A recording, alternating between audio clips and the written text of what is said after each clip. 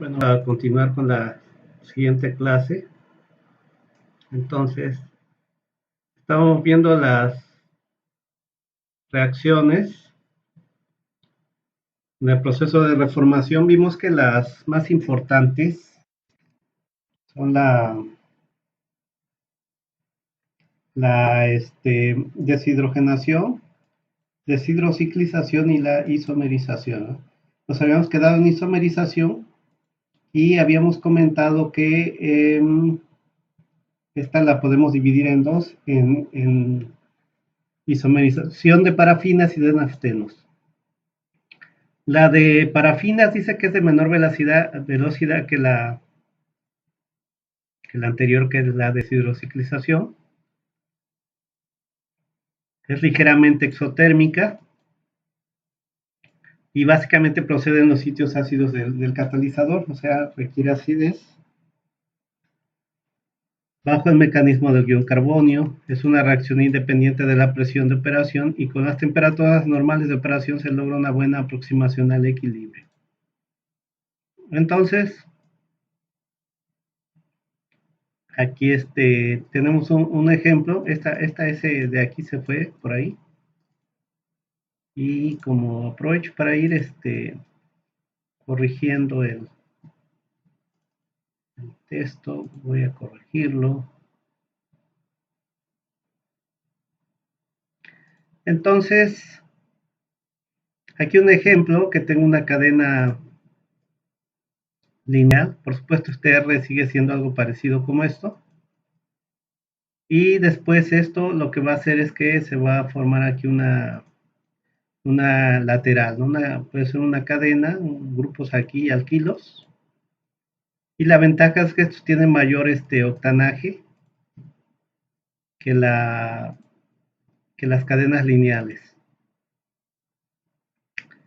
No tanto como los aromáticos, pero sí tienen más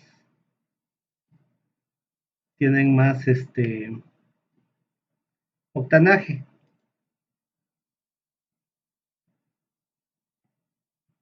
Entonces,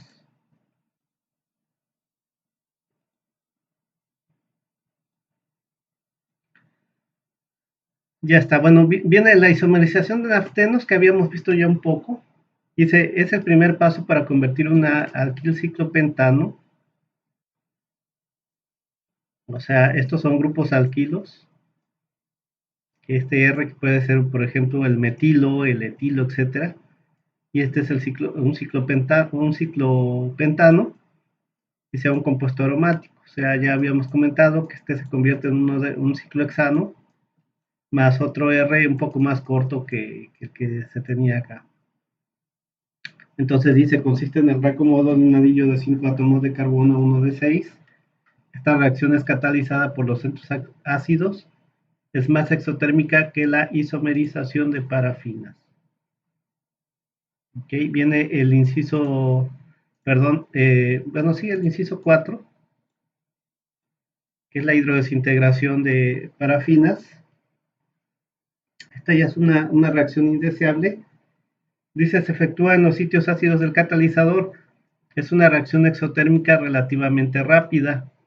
Al efectuarse esta reacción, disminuye la fracción de parafinas pesadas de bajo número de octano, lográndose una mejora en el número de octanos de reformado. Sin embargo, presenta una disminución en el rendimiento de al generarse compuesto más ligero que la gasolina.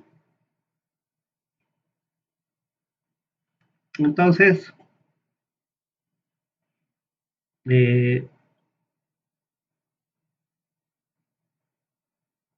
aquí tengo duda porque aquí,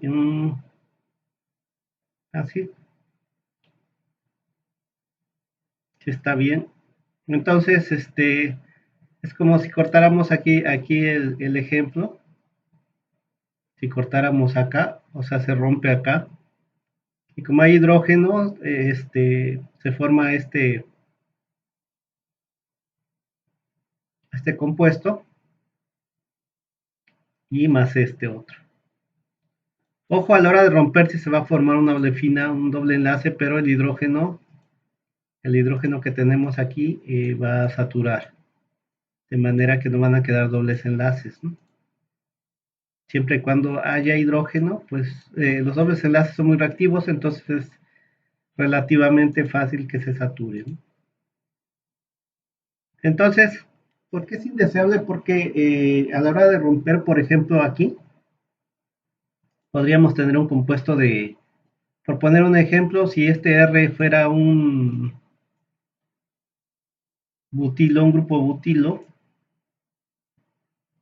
sería un compuesto de 8 carbonos, porque sería el butilo tiene 4 más 4 que acá, 8 que es gasolina, ¿no? Pero si se rompe acá, me quedarían dos compuestos de 4 carbonos que ya no es gasolina, ya entra dentro de los gases y entonces baja el rendimiento. La cantidad de gasolina que yo tenía originalmente va a disminuir. Voy a tratar de que estas reacciones se lleven a cabo lo menos posible, ¿no? Para evitar este, eso, ¿no? De que disminuya el rendimiento. La otra que es parecida es la de metanización, ¿no? También la he encontrado como con el nombre de desmetanización. Esta reacción genera metano ocasionando una disminución rápida de la pureza de hidrógeno de recirculación. Entonces, también disminuye, por supuesto, puede disminuir el rendimiento probablemente, pero quizás no, porque si tengo aquí, como ya decíamos, aquí 1, 2, 3, 4, y si este R fuera también un grupo butilo, serían de 8. Serían 8 aquí carbonos. Si si aquí se rompe,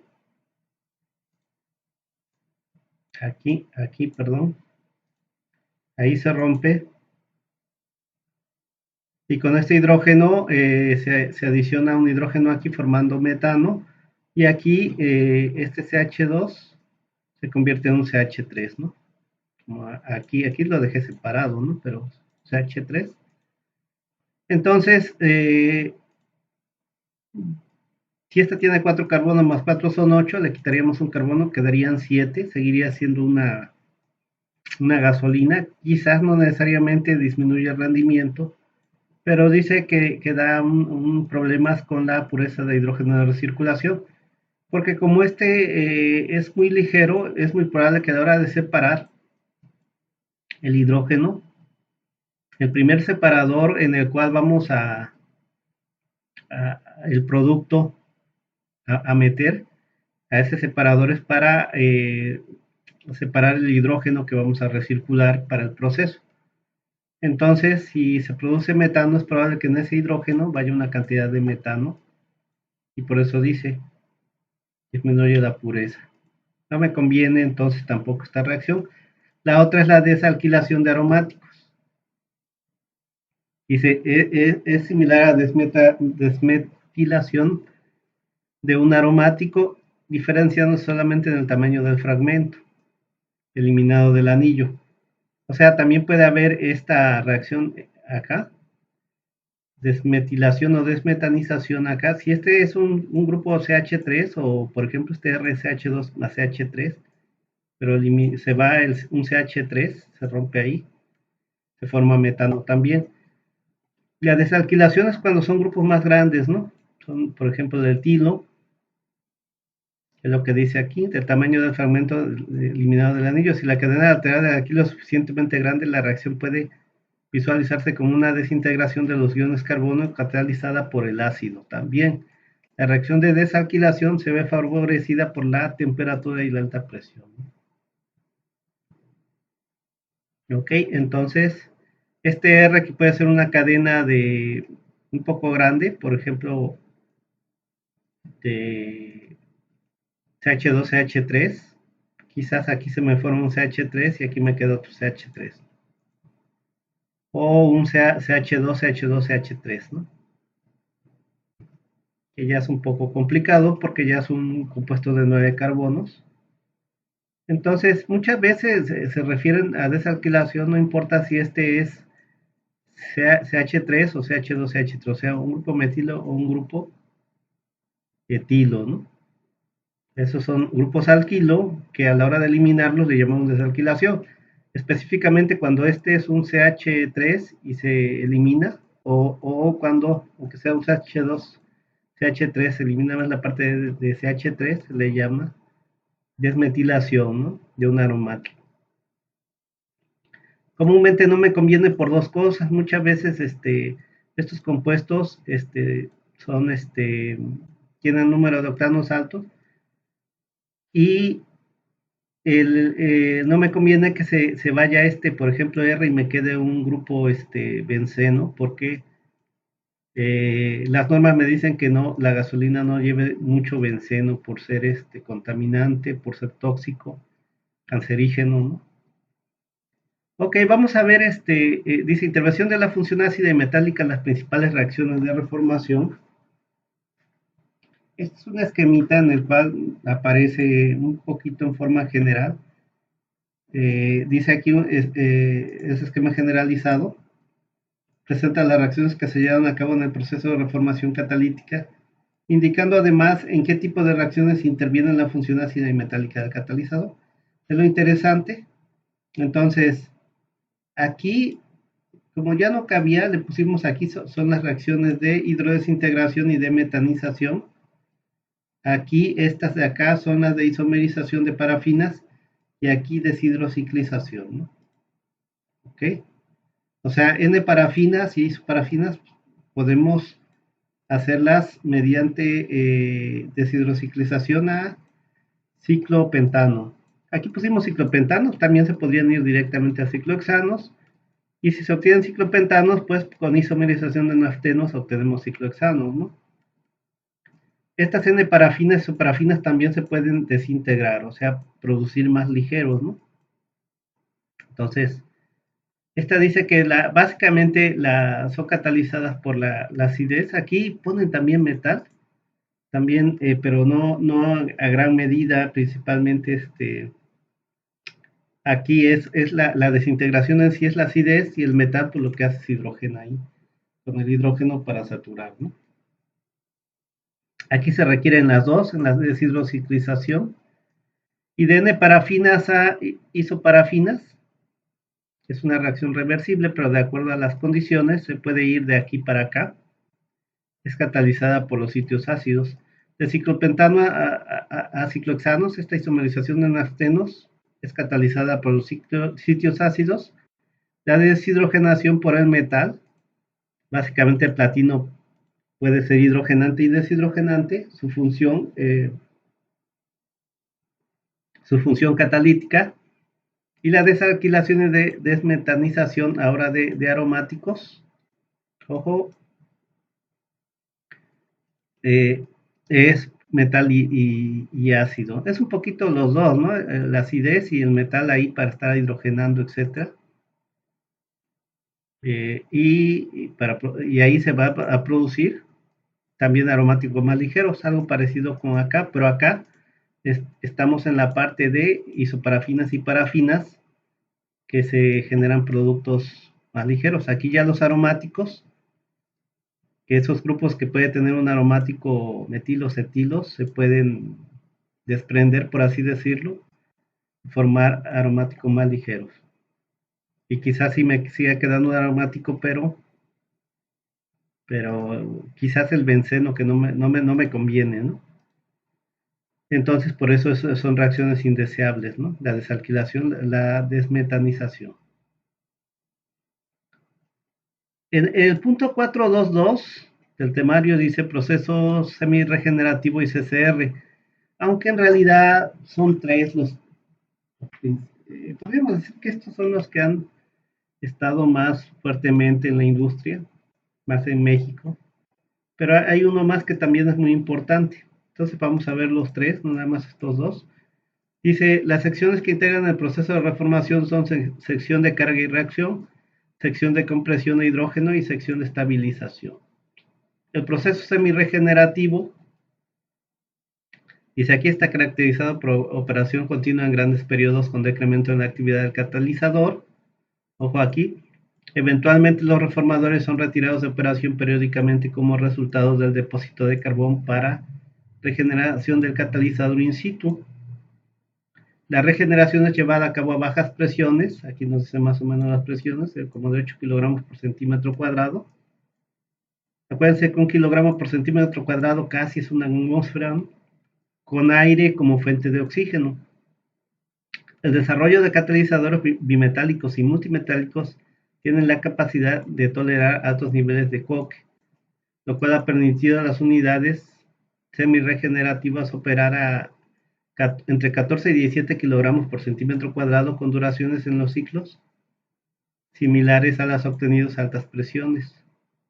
El diagrama de flujo de dicho proceso se muestra en la figura en la página.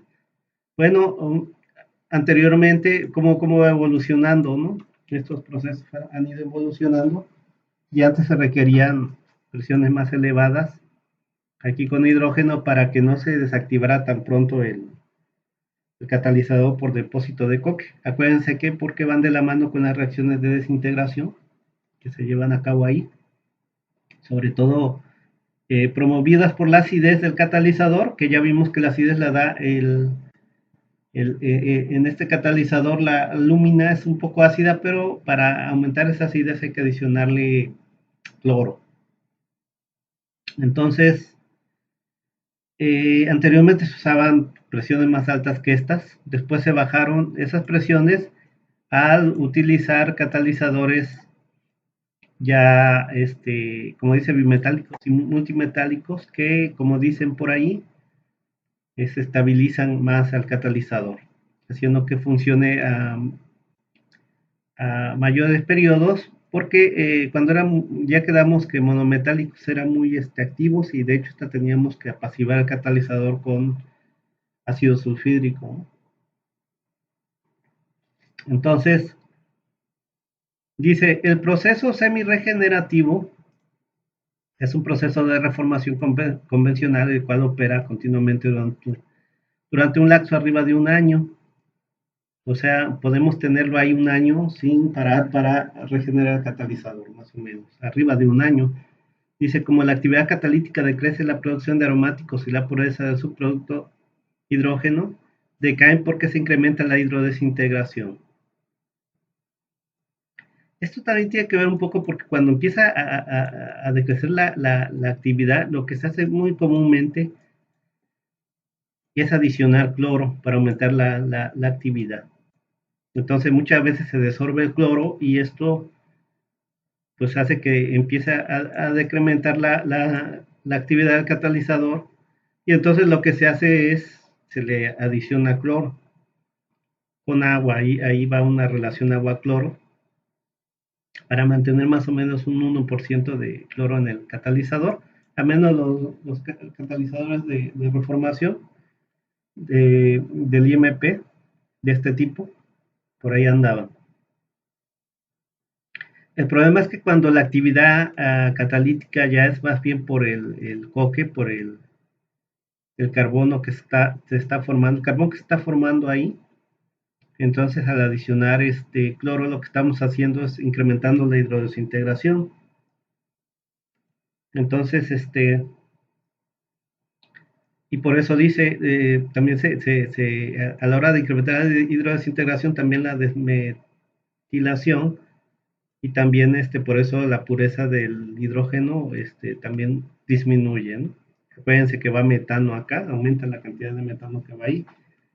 Dice, los reformadores semi-regenerativos son generalmente construidos con 3 o 4 lechos catalíticos en serie. El cuarto reactor es adicionado en algunas unidades para permitir un incremento en la severidad manteniendo la misma duración del ciclo.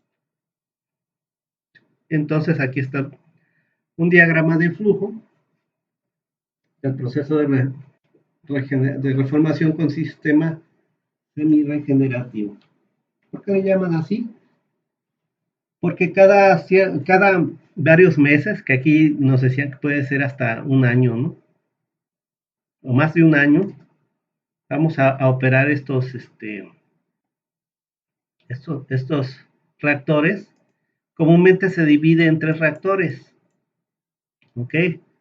Entonces, entra la nafta y el hidrógeno que viene de recirculación. Acuérdense que aquí en las reacciones, sobre todo la deshidrociclización, y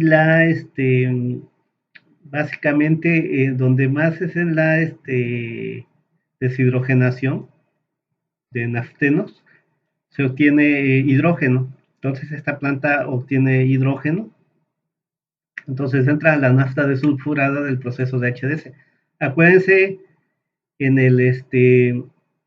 nuestro sistema general de refinación vamos a tener la columna de destilación primaria o atmosférica. Ya quedamos porque es atmosférica. Ahí entra petróleo y vamos a obtener diferentes cortes, entre ellos la gasolina. Esta gasolina se va a meter al proceso de HDS para eliminar el azufre, y de ahí va a pasar a reformación ya como nafta desulfurada, ¿no? Entonces, esta gasolina que se mete aquí viene en realidad, de destilación primaria. Entonces, ¿qué vamos a requerir aquí? Pues que vaya con hidrógeno y cloruro. ¿Por qué requerimos el hidrógeno? Si produce hidrógeno, en buena parte es para, si se requiere hidrogenar, y si requerimos ya vimos que hay que hidrogenar a algunos compuestos. En la desintegración, por ejemplo, va a funcionar ahí una hidrogenación. A la hora de romperse, un compuesto, un alcano o un isoalcano, a la hora de romperse, se va a formar un alqueno y un alcano, y ese alqueno se hidrogena, se satura con hidrógeno y requiere, podríamos decir, un exceso de hidrógeno. Por otro lado, requiere presión. Esa presión se da con hidrógeno. Y también, principalmente, esa presión lo que nos ayuda a que no se pegue tanto carbono en el catalizador. Entonces, cuando entra la nafta, va a pasar a un calentador. Las reacciones aquí son cerca de los 500 grados. Entonces, ¿por qué dividimos en 3 reactores y no solo uno como HDS? Aquí lo importante es que aquí requerimos temperaturas como de 500 grados. Entonces, aquí precalentamos la carga, y aquí en estos calentadores a fuego directo llevamos hasta las temperaturas de 500 grados. Entra aquí al primer reactor, primer hecho catalítico, podríamos decir, pero como hay reacciones aquí que predominan, sobre todo hay unas muy endotérmicas, va a bajar la temperatura. Entonces, estas reacciones son muy sensibles a la temperatura. Si yo le bajo 10 grados, ya la actividad baja mucho. ¿Ok? Y puede bajar hasta más acá. Entonces, ¿qué vamos a hacer acá? Pues que baje. Hay dos cosas aquí, que aquí, por ser el primer, la carga así como viene virgen, va a haber reacciones así muy, a la entrada muy rápido, se va a llevar a cabo ciertas reacciones, ¿no? Va a bajar rápido la temperatura. Ciertas reacciones que se van a llevar aquí muy rápidamente. Por lo tanto, estos reactores no tienen la misma cantidad de catalizador. Comúnmente, en el primer reactor se mete un porcentaje, más o menos. Una regla que se tenía en el Instituto del Petróleo, menos para sus catalizadores, es meter en este primer reactor un 30% de catalizador y mezclado con un inerte que era alfa-alumina, que no es reactiva, en un 70%, para que no sean las reacciones tan así rápidas, ¿no? Que llega aquí, pum, se llevan a cabo reacciones muy rápidas y hasta desintegración y muchas cosas acá, ¿no? Pues que sea lento esto y que también baje la temperatura lentamente. Acá en el primer hecho, entonces va a bajar la temperatura es abajo de la temperatura de reacción, y por eso metemos un segundo calentador. Este calentador otra vez me va a llevar a las temperaturas de reacción. Por poner un ejemplo, si están a 500 grados, otra vez a 500 y vuelve a entrar. Aquí ya se mete un porcentaje más o menos, puede ser del 50-50, 50% catalizador y 50% inerte. Y otra vez se va a llevar a cabo las reacciones y va a bajar otra vez la temperatura, y volvemos a subir aquí en un tercer calentador hasta la temperatura de reacción. Aquí básicamente ya muchas de las reacciones ya ocurrieron en los dos reactores previos, Por lo tanto, aquí ya vamos a meter 70% de catalizador, o sea, lo contrario de acá, ¿no? Aquí un 70% de catalizador y 30% de inerte. Aquí era 70% de inerte y 30% de catalizador. Entonces, por eso requerimos estos calentadores y separar los tres reactores. Estos reactores comúnmente pues, van a estar aislados y son de tipo adiabático. ¿Por qué no, diríamos, por qué no hacemos un solo reactor y de alguna manera hacemos que sea isotérmico, ¿no? Esto a nivel industrial son reactores muy grandes y es muy complicado. Por ejemplo, hay reactores que son pequeños que puedo llevar a cabo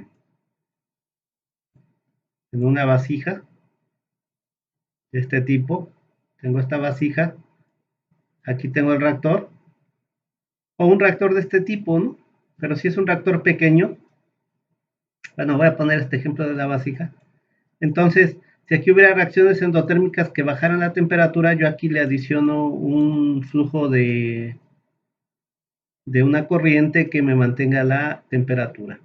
Por ejemplo, el biodiesel, que se lleva a cabo a 60 grados, no tanto que sean ahí endotérmicas, pero prácticamente no hay ni generación ni se absorbe calor en el biodiesel. Pero si lo hacemos aquí, por ejemplo, en el laboratorio, de ahí de pesados tenemos unos reactores, pero nosotros estamos abajo de 60 grados. Si estamos a 28 grados ahí, yo requiero aquí mantener 60 grados. Entonces le hago pasar aquí una corriente de un fluido que esté arriba de 60 grados. O sea, tengo que controlar porque parte del calor se va a perder al medio ambiente y parte se va a ir a la reacción. Entonces, estar controlando cuánto flujo aquí y así qué temperatura voy a meter, por ejemplo, agua para mantener aquí mi reactor, mi fluido del reactor a 60 grados. O sea, eso es para reactores pequeños. Se podría hacer también de un reactor de este tipo, ¿no? Que sea un tubo. Y de hecho se hacía en el IMP, el reactor de la planta piloto, yo les había comentado, se metían como 50 mililitros de reactivo. Eso se dividía exactamente en 3 camas, que cada una de las camas representaba, o sea, camas quiere decir que meto una cantidad de catalizador aquí mezclado. En la primera representaba que era el 30% de catalizador de 70 de inerte, luego se separaba con una cama de inerte y luego se hacía otra con el 50-50 y luego otra con el 70 de catalizador y 30 de inerte, ¿no? Se iban separando por inerte y se hacían aquí las camas. Y estas pruebas sí se hacían a una temperatura porque las pruebas de actividad se requieren una temperatura. Pero como es un reactor pequeño, aquí, mediante una resistencia eléctrica, se mantenía la temperatura más o menos, se trataba de mantener de todas las camas constante. Esto en reactores de este tipo se podría, pero un reactor gigante industrial sería casi imposible, ¿no? Sobre todo imagínense, si yo tuviera un superreactor gigantesco, ¿cómo le hago para mantener? No puedo meter agua o vapor ahí porque para alcanzar las temperaturas de 500 grados, que le esté yo metiendo un fluido ahí, una chaqueta así, que entre el fluido y pase ahí para que le transfiera calor al reactor, es muy complicado, ¿no? Y sobre todo el vapor, que llega a 500 grados, ¿a qué presión lo necesitaría, no? Y tampoco podría poner una resistencia alrededor de un reactor tan gigantesco. Alguna vez, ojalá y vean el reactor, si hay reactores así, que básicamente están los tres uno encima del otro, lo vamos a ver aquí adelante, y son gigantescos, ¿no? Hacia arriba, entonces eso cómo podríamos hacer que hubiera una resistencia alrededor para mantener la temperatura, entonces no es práctico. Entonces lo práctico es, como yo no puedo mantener a una temperatura constante esto, no hay de otra más que va a bajar la temperatura. No me conviene que baje porque a la hora de bajar va a perder actividad. Entonces lo voy a dividir en 3 reactores y de manera que aquí voy a meter inerte y poco catalizador para que no me baje tanto la temperatura. Y ya cuando salga aquí vuelvo a recalentar y luego aquí vuelvo a recalentar. ¿Ok? Y entonces ya aquí ya va a salir, estos fluidos salen calientes y precalentamos aquí la carga, ¿no? Entonces, al final, esta, esta corriente que va a andar aquí precalentando, si se fijan, sale caliente, aquí precalienta, luego aquí calienta este mismo calentador o recalentador, y luego aquí precalienta otra vez, y luego pasa al separador de alta presión ya que se enfrió un poco. Aquí lo que se separa básicamente es hidrógeno, ¿ok? O sea, no es un hidrógeno puro, va a tener ciertos hidrocarburos y se puede contaminar con metano, ¿no? O sea, puede aumentar mucho la cantidad de metano con el tiempo, ¿no? O un descontrol ahí. Y parte ya se va a ir a otros procesos, básicamente se requieren HDS, ¿no? Y parte pues lo vamos a recircular porque requerimos presión ahí. No son presiones tan elevadas como en HDS, ya vimos que son presiones, pueden ir hasta casi 200 kilos, ¿no?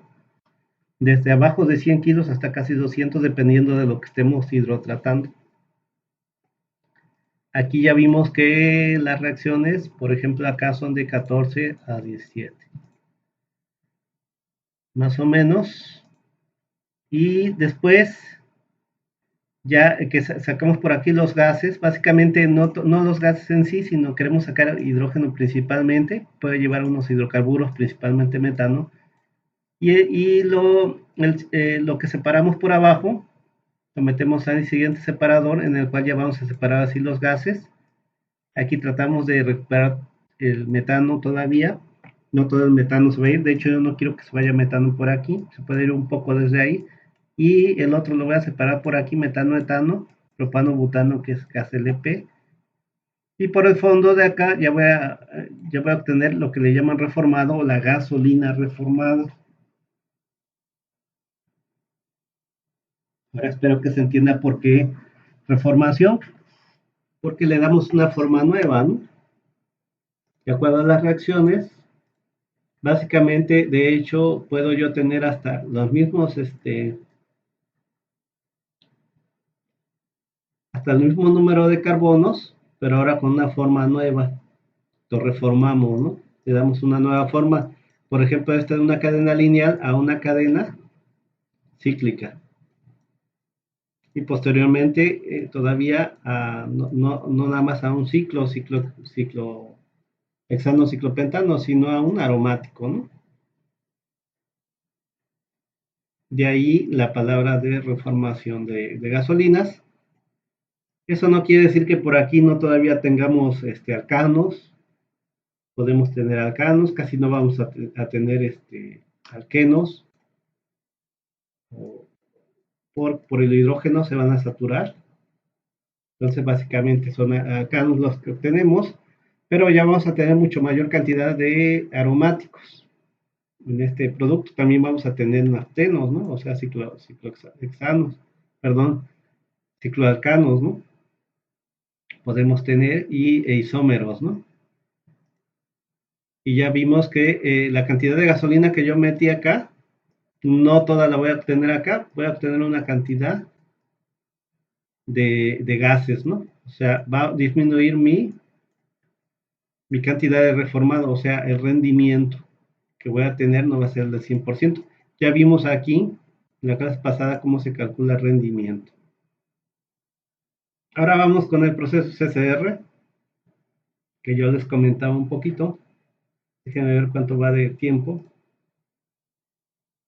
Bueno, yo creo que me va a tardar un poco acá, igual que en y creo que es suficiente en esta clase ver el proceso CCR.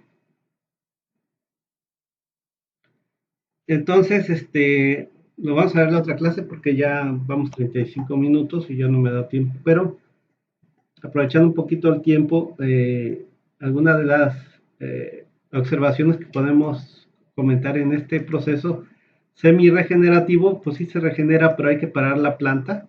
Y luego dicen in situ, aquí adentro meter una mezcla de, meter aire a alta temperatura para quemar el carbono aquí adentro, ¿no? Y volver a reactivar el catalizador. Entonces, por supuesto, por lo mismo, este catalizador es de tipo cilíndrico. De hecho,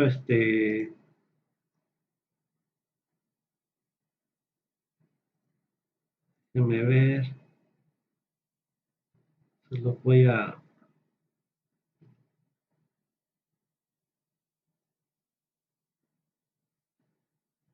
poner de nuevo la imagen, pero no encuentro mi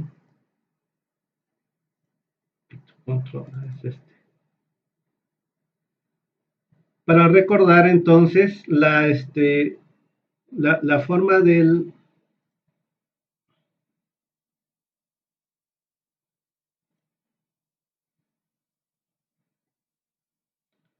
la forma del catalizador, en ese caso, pues yo requiero una forma eh, cilíndrica, no, este del proceso CSR que vamos a ver después, nada más que ya es regenerado, este es un catalizador regenerado y por eso no está amarillito, ¿no? Porque cuando es nuevo es amarillito y luego ya cuando se regenera no se le termina de quitar todo el carbón, además ya se regeneró no sé cuántas veces, ¿no? Entonces, por ahí les había puesto el de... Ah, bueno, ya que estamos hablando de aquí pueden ver como cuando está nuevo es amarillito, ¿no? Ya que el color amarillo lo da, el ácido cloroplatínico, que es el que se le integra ahí para el platino, ¿no? Aunque ya no está aquí en forma básicamente de ácido cloroplatínico, ya lo que tiene principalmente el platino es está en forma de platino metálico, ¿no? Aún así quedarán partículas todavía que le dan ese color amarillito. Bueno, el catalizador que lleva un proceso semiregenerativo como este catalizador del IMP fue comercial, alguna vez se metió, estuvo en una planta semiregenerativa de ese tipo. Y ven cómo son, allá le decían churritos, son cilindros, extruidos cilíndricos. Ya comentamos que estos los hacemos del polvito ese, la alúmina, que se hace una pasta y se generan estos churritos y que de hecho son de color blanco, ¿no? Pero después el color amarillo lo da en el laboratorio de ahí de hidrocarburos y como pueden ver son blancos, ¿no? Entonces, aquí estos reactores ya quedamos, entonces va a estar con ese tipo de catalizador que es de una forma cilíndrica y adentro va a estar impregnado de platino y algunos otros metales como renio, etcétera. El estaño comúnmente no lleva ese tipo de catalizador. El de este proceso que es el semi-regenerativo que vamos a ver, perdón, el CCR de regeneración continua. Aquí lo interesante es que hay un reactor encima de otro, también se tienen que ir recalentando, pero está uno encima de otro. Aquí como está medio feo el dibujo de cómo están dibujados un reactor 1, reactor 2, reactor 3. Pero aquí básicamente ya hemos comentado que por medio de unas válvulas va a ir pasando al siguiente, no tan rápido, ¿no? Cada cierto tiempo se abren válvulas y va cayendo hacia abajo el catalizador. Por eso aquí se utilizan esas bolitas, esas esferitas, ¿no? Para que se pueda mover fácil hacia abajo. Pero bueno, entonces ese proceso lo vemos el siguiente, la siguiente clase. Y como ven, también se tienen que ir, aunque están uno encima de otro, se tienen que ir calentando de nuevo, ¿no? Pero ahí aquí se puede ver, pasa por el primer reactor y se manda a calentador. Es un calentador grandote donde sale del reactor y entra al siguiente reactor y luego sale de ese reactor y entra al siguiente reactor, ¿no? Entonces, bueno, ya lo revisamos bien la siguiente clase, ya son 40, ya casi los 45. Vamos a dejar ahí esta clase y continuamos la siguiente.